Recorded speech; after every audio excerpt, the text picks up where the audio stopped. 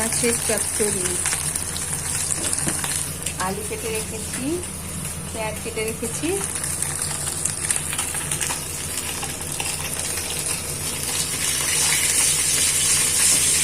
আগে একটু তেল রাখা ছিল, তাতে ভাজছি বলে তলাটা লেগে গেছে। মুচমুচে করে ভাজবো আগে। আচ্ছা, মাছগুলো ভেজে তুলে রেখেছি। এবার দুটো দেব কাঁচা লঙ্কা এর মধ্যে, আপনারা চাইলে শুকনো লঙ্কাও দিতে পারেন। দেব একটুখানি 5 ফোড়ন। এবার দেব পেঁয়াজগুলো, দুটো পেঁয়াজ দিচ্ছি আমি একটু বেশি করে, মাখা মাখা ভালো লাগে বেশ।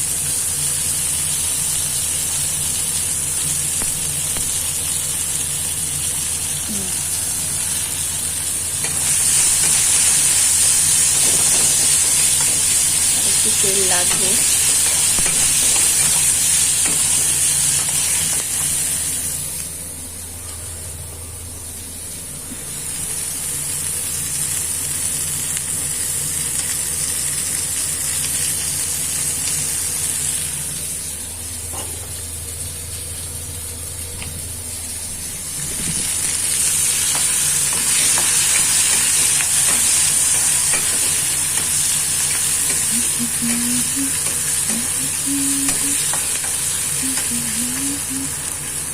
তোমাদের দেখিয়েছিলাম আমি রান্নাঘরে নতুন ওয়ালপেপার লাগিয়েছি, এখন বেশ ভাল লাগছে দেখতে।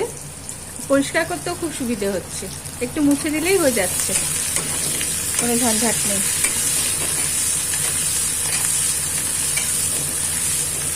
খানিকটা ভেজে নেব।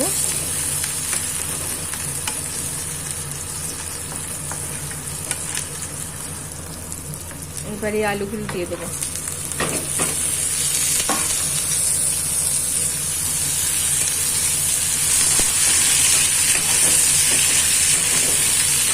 ব্যাস, কোনো ঝঞ্ঝাট নেই এর মধ্যে। এবার এটাকে আলুটা সেদ্ধ হওয়া অবধি নুন হলুদ দিয়ে এটাকে রান্না করতে হবে একটু জল দিয়ে।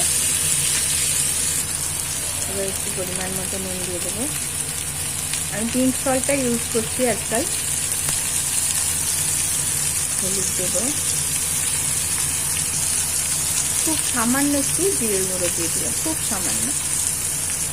আমার তো খুব ভালো লাগে, রুটি দিয়ে ভাত দিয়ে সব কিছু দিয়ে দারুণ লাগে। মাছগুলো দেওয়ার সময় খুব সাবধানে দিতে হবে যাতে ভেঙে না যায়, নইলে গলায় ফুটে যাবে। এবার একটু জল দিয়ে এটাকে সেদ্ধ করে নেব। আলুগুলোকে সেদ্ধ করে নিয়ে আগে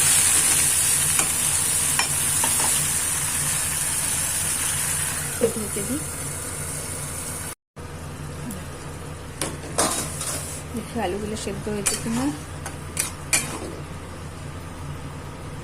হ্যাঁ, হয়ে গেছে। এবার এটাকে বাড়িয়ে শুকনো করে নেব। এতে চিনি দেবেন একদম।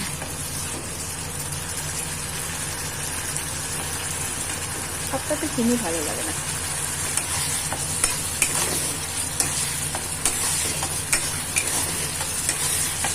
একটু একটা দুটো আলু ভেঙে ভেঙে দিলে মাখা মাখা হবে। এখন নতুন আলু তো একটু পাকিয়ে থাকে।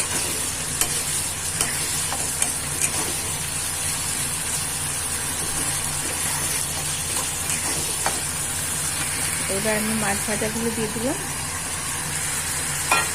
এবার একটু হালকা হাতে নাড়াবো, ভেঙে না যায়।